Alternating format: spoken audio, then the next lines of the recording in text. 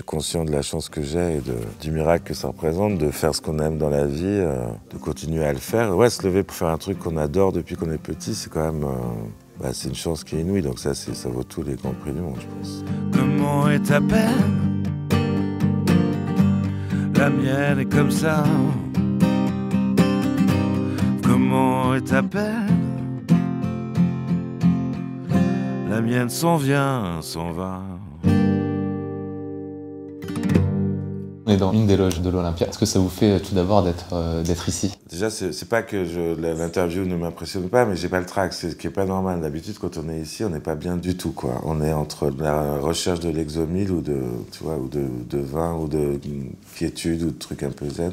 Comment va votre vie actuellement dans ce contexte? Pas mal, hein, par rapport aux autres musiciens. Moi, j'ai de la chance parce que je suis aussi comédien, j'ai pu faire des films et des trucs. C'est un peu moins sympathique qu'avant, quoi, mais c'est quand même la grande chance de pouvoir travailler et faire ce que j'aime et tout. Ouais, c'est très grave pour les gens qui sont vraiment sans perspective d'avenir, sans travail et tout. Et dans mon métier, moi, tout seul, je fais rien du tout, quoi. On est 25 en vérité quand je pars en tournée. Donc, c'est une troupe, c'est une bande et chacun a un métier bien précis. Et tous ces gens-là, ils ont rien à faire en ce moment. Et vous avez hâte, du coup, j'imagine, de monter sur scène? Ça va être l'orgie. Non, mais il est pas attaqué, l'album. Je veux pas défendre mon album, je veux faire de la musique, ça va être trop bien. Quel que soit le style de musique, il y aura des gens qui vont avoir tellement envie de musique, de trucs, que la reprise va être trop bien, et pour tout le monde. Et que surtout, on aura plus d'intérêt pour des gens moins médiatisés, moins marketés, moins truc. Moi, là, si je vois un concert, toi aussi, je pense, j'y vais direct, quoi. Même si j'avais pas prévu d'aller voir un truc de fusion de reggae et tout, j'y vais direct, quoi. C'est le seul bon côté du truc, c'est qu'on sait vraiment ce qu'on a perdu, et quand on va le retrouver, j'espère qu'on va le chérir plus longtemps que les résolutions de fin d'année où tu dis que tu vas arrêter de fumer, puis 7 jours après, c'est plié, quoi. Là, il faudra vraiment se rappeler de cette horreur, quoi, ce truc épouvantable. Non seulement la peur de perdre des proches ou d'être malade et tout, mais d'être privé de tout ce qui procure de la joie de vivre dans nos vies, en fait. Nos vies toutes simples, quoi. On a besoin de trucs tout simples, mais là, on les a pas, en fait. On va pas parler du cinéma, tout ça, mais le cœur y est. Mais ouais, les concerts, c'est un tel moment où on s'abandonne, où on oublie tout et tout, que ouais, moi, ça me manque. Hein. En attendant, on va monter sur scène, si ça vous dit. Ah ouais, avec plaisir.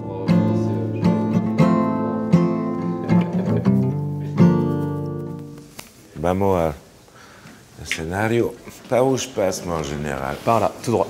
Là, ici. Ah bon? Bah non, ouais. Ça c'est faux. Ça se passe pas comme ça, l'Olympia. C'est vrai, il y a un couloir. Ouais.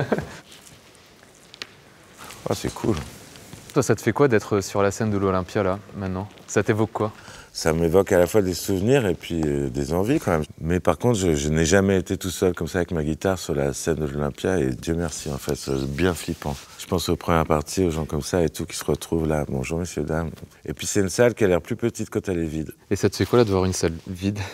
Ouais, vu le contexte, ça me fait un peu de peine. Tu vois, c'est pareil, c'est des choses que tu vois toute ta vie. Parce que toutes les après-midi en tournée, quand on fait la balance, le soundcheck, là, on voit la salle vide comme ça. Et on n'y pense pas. Et là, en fait, c'est impressionnant. Se dire que cette salle est vide depuis quelques temps maintenant. Quoi. Un peu trop longtemps. Un peu trop longtemps, peut-être. Ouais.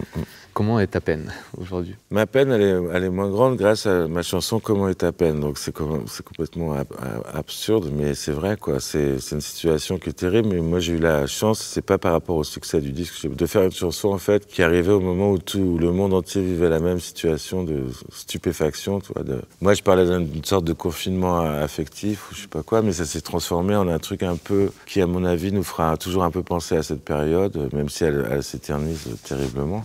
D'un point de vue de ce que j'aime le plus faire au monde, c'est-à-dire la musique, je me considère comme un peu miraculé.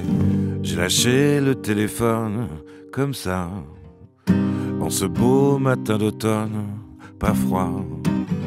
Ça ressemblait à l'été, sauf que tu n'y étais pas.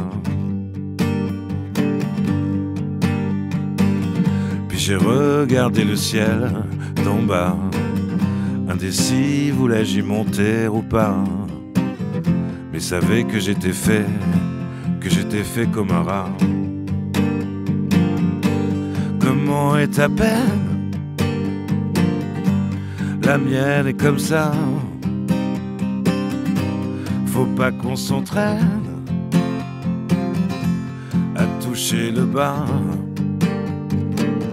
Il faudrait qu'on apprenne à vivre avec ça. Comment est ta peine? la mienne s'en vient, s'en va. L'année 2020 a été une année particulière pour toi parce que tu as sorti ton album qui est maintenant disque de platine, gagné 2 victoires de la musique aussi, il y a eu les Césars aussi. Comment est-ce que tu as vécu cette année qui était assez faste au final? Ouais, c'était une année de travail assez chouette parce que c'est toujours quand même génial de faire ce qu'on aime dans la vie, quoi. On ne le dit jamais assez, mais c'était une année très Black Mirror quand même, dans mon souvenir, parce que même la pochette de l'album, on l'a fait en visio, machin. Même le clip, je l'ai fait confiner, on a fait beaucoup de promotions dans des conditions très straight au niveau sanitaire, et c'est normal. Donc j'ai une impression comme si c'était l'année 2047 en fait. Ouais. Tout était super virtuel, et moi je suis pas très outil cybernétique, donc d'un coup il n'y avait pas le choix, donc il fallait tout faire de manière comme ça, distanciée. Et même la cérémonie des victoires de la musique, qui était une soirée géniale pour moi et tout, elle était quand même très très spéciale, hein. C'était très encadré, et puis les spectateurs étaient des figurants. Et il y avait il y a ce côté Black Mirror que j'aime pas trop. On considère ta musique comme de la pop, mais moi j'y vois et entends aussi beaucoup de rock. Qu'est-ce que tu en penses toi de... C'est des appellations que je comprends pas trop. Je sais que rock, c'est un truc qui peut aller et pour de vrai à beaucoup de styles de musique, y compris le hip-hop. Quand vous voyez un concert d'Orelsan et tout, il se passe un truc assez proche de la rockstar en fait, quoi. Il reste très longtemps en scène, il a personne pour le backer et tout, il fait son truc. Et même Nekfeu, c'est pareil, j'ai vu des concerts, c'était quand même assez... Il y avait une adhésion qui était forte quand même. Dans ta musique, je peux à la fois ressentir du Dylan dans les paroles, du Lou Reed dans la voix. Et tu parlais aussi de ta passion pour Julian Casablancas, pour les Arctic Monkeys. C'est aussi, on peut le ressentir aussi dans ta musique. Ça se sent que tu t'es inspiré aussi de certaines sonorités. Toi, c'est quelque chose qui te touche beaucoup, que ce soit le rock US, le rock anglais. C'est vrai que Julian Casablancas, c'est un bon exemple parce qu'on est de la même génération, on aime les mêmes choses, et quand je vois la façon dont il le synthétise tellement bien, ça donne une lumière dans le couloir quand même. C'est assez proche de Jim Morrison, sa façon de chanter, et pourtant c'est très moderne. Et Jim Morrison lui s'inspirait de Frank Sinatra et tout, donc ça boucle une boucle. Ouais, du rock quand même, du rock anglo-saxon. Ouais. Est-ce que cette musique-là, encore de beaux jours devant elle? Non, mais le rock en France, il est même pas né en fait. C'est que des prémices, c'est que des bourgeons par-ci par-là. Quand on voit le carnage des ventes de guitares, etc., là, des tutos en ligne et des machins et tout, les groupes de rock, ils vont fleurir bientôt. Et je pense qu'en France, il va y en avoir plein. Ça pousse. Les jeunes, quand ils jouent des chansons, ils jouent des trucs de Nirvana, de Drake, de machin, un peu tout. Mais il y a une envie de guitare, quoi. Et même dans les artistes hip-hop, il y a des envies de guitare. Donc le rock, ça va venir maintenant. Chez nous, hein, en France. Je voulais aussi rapidement te parler de ta passion pour les voitures, pour la Formule 1. En quoi cette discipline t'inspire-t-elle? J'aime bien, j'admire les gens qui ont une activité sacrificielle, soit au sens métaphorique, soit au sens complètement réel. Mais les pilotes, ouais, c'est un peu comme les rockstars, c'est des petits garçons en fait qui grandissent pas, quoi. C'est la petite voiture, elle est à toute vitesse, faire des trucs complètement, des choses que le commun du mortel ne fait pas très longtemps, quoi. Enfin, passe à autre chose à l'âge où il faut devenir raisonnable. Et du coup, ouais, ça me fascine d'être aussi ultime, quoi, d'être aussi intense. Ayrton Senna, il est mort pour nous, hein. C'est pas seulement parce qu'il aimait faire des tours en rond le plus vite possible, c'est parce qu'il savait aussi qu'il nous donnait du plaisir. Et il était sur sa Williams toute pourrie, là, et il a essayé de gagner le Grand Prix, puis il n'a pas réussi, quoi, mais voilà. C'est pas tout le monde qui s'intéresse. Il y a des gens qui vont trouver ça aberrant, qui s'en foutent complètement de la F1.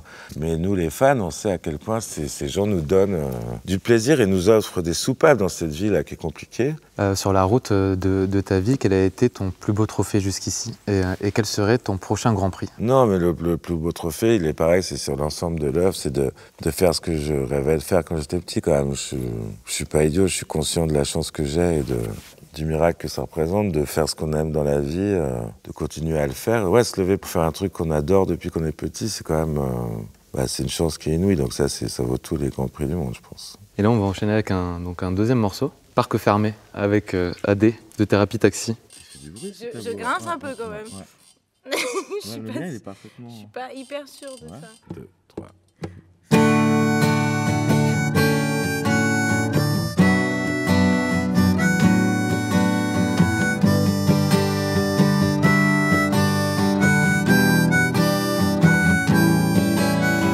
Parc fermé, tant pis je vais flâner vers Notre-Dame. Brûlé, tant pis je reste sur le macadam. Pavé, c'est presque rien mais j'en fais tout un drame. Yeah yeah yeah, Parc fermé, tant pis je vais tenter de boire un verre. Placé au milieu de milliers de solitaires. Je sais, je n'aime la mer que lorsque je suis sur terre.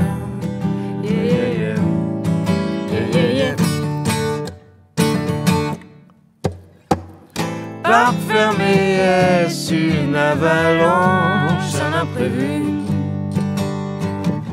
Je sentais bien que la terre penche et dès le début nous portions des mitaines au bon temps de la Samaritaine. Yeah, yeah.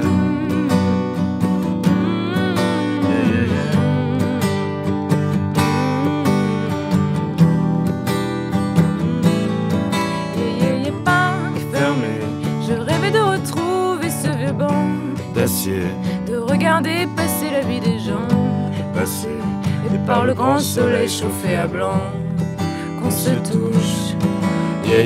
Parc fermé, je vais nous contenter d'imaginer l'effet que ça ferait de t'embrasser. Je sais que rien ne pourra jamais te remplacer, ni ta bouche.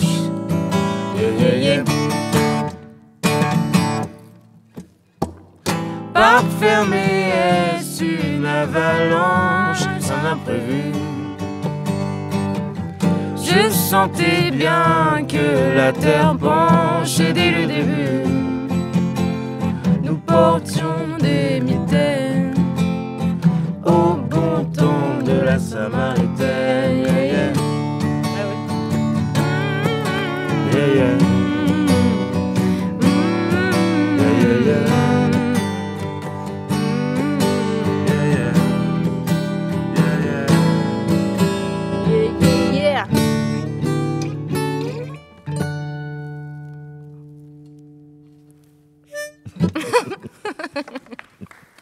J'ai oublié que Bah voilà, comme quoi on peut pas chanter et jouer de l'harmonica en même temps, c'est pas une légende. Et les grands oiseaux qui s'amusent à glisser l'air sous le vent. Donc on est dans le bar mythique de l'Olympia aussi. Ouais. Même si l'Olympia a déménagé, déjà dans celui-ci, il se passait beaucoup de choses. Ouais. Puis ils sont hyper sympas, les gens de l'Olympia, les gens qui s'occupent du bar. C'est presque un bar clandestin toute l'année ici. Et puis c'est un endroit où les gens aiment bien venir. Donc c'est souvent là que vous allez avoir les premières bien tendues. Et donc après, il y a forcément un peu lâchage ici. Ouais. Est-ce qu'il y a un concert en particulier, en tant que spectateur, qui t'a marqué? Celui qui me revient tout de suite, là, c'est un concert de Juliette Gréco. Et comme elle disait les noms des auteurs-compositeurs avant chaque chanson, quand elle a dit mon nom, j'ai failli j'ai eu l'impression que d'un coup, on me jetait tout nu sur scène. Je m'attendais pas du tout à ça et tout, donc c'est un souvenir comme un autre, mais voilà. Et quand la vie reprendra son cours, qu'est-ce que tu feras en premier? C'est pas du tout pour être raccord avec le sujet, le truc, mais je pense que l'un des premiers trucs que je ferais, c'est vraiment d'aller à un concert. Et je voyagerais, mais c'est d'aller à un concert et de faire tout le processus après, d'aller dans un restaurant et machin, un truc, et puis y repenser après, puis marcher dans Paris avec plein déjà de beaux souvenirs, ouais, c'est un truc comme ça, tout simple. Et avec qui tu irais boire un verre quand les terrasses réouvriront? Avec tous les gens dont on connaît pas le nom de famille, mais qui font partie de nos vies, en fait. Parce que depuis un an, là, on fréquente que des gens dont on connaît le nom de famille, plus ou moins, quoi. Mais les mecs qu'on croise dans les bars, dans la rue, dont on connaît que le prénom, par exemple, et tout, revoir tous ces gens-là que je vois plus, qui sont, en fait, importants dans ma vie aussi. Il n'y a pas que les intimes dans la vie. Et bien de savoir qu'il y a des amis, enfin des collègues, on appelle ça comme on veut, des potes, un peu partout, et qu'on va les revoir, c'est quand même, c'est salvateur, je trouve.